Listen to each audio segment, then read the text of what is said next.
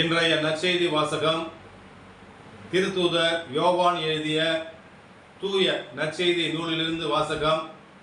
அதிகாரம் 5, இறை வார்த்தைகள் 17 முதல் 30 முடிய. அக்காலத்தில் இயேசு யூதர்களிடம், என் தந்தை இன்றும் செயலாற்றுகிறார், நானும் செயலாற்றுகிறேன் என்றார். இவ்வாறு அவர் ஓய்வு நாள் சட்டத்தை மீறியதோடு நில்லாமல் கடவுளை தம் சொந்த தந்தை என்று கூறி தம்மையே கடவுளுக்கு இணையாக்கியதால் யூதர்கள் அவரை கொல்ல இன்னும் மிகுந்த முயற்சி செய்தார்கள். இயேசு அவர்களை பார்த்து கூறியது, மகன் தாமாக எதையும் செய்ய இயலாது, தந்தையிடம் காணும் செயல்களையே செய்ய இயலும். தந்தை செய்பவற்றை அவ்வாறே மகனும் செய்கிறார் என நான் உறுதியாக உங்களுக்கு சொல்கிறேன். தந்தை மகன் மேல் அன்பு கொண்டு தாம் செய்யும் செயல்கள் அனைத்தையும் அவருக்கு காட்டுகிறார். இவற்றை விட பெரிய செயல்களையும் அவருக்கு காட்டுவார். நீங்களும் வியப்புறுவீர்கள்.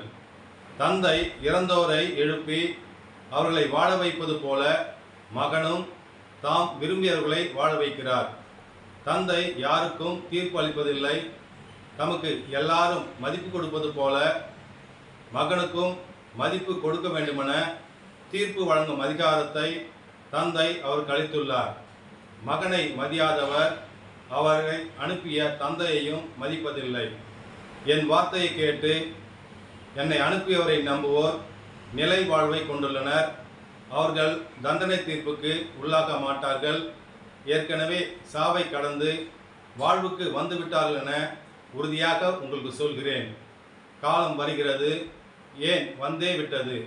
அப்போது இறைமகனின் குரலை இறந்தோர் கேட்பர். அதை கேட்போர் வாழ்வடைவர் என நான் உங்களுக்கு உறுதியாக உங்களுக்கு சொல்கிறேன். தந்தை தாம் வாழ்வின் ஊற்றாய் இருப்பது போல மகனும் வாழ்வின் ஊற்றாய் இருக்குமாறு செய்துள்ளார். அவர் மானிட மகனாய் இருப்பதால் தீர்ப்பு வழங்கும் அதிகாரத்தை முழுவதையும் தந்தை அவருக்கு அளித்துள்ளார்.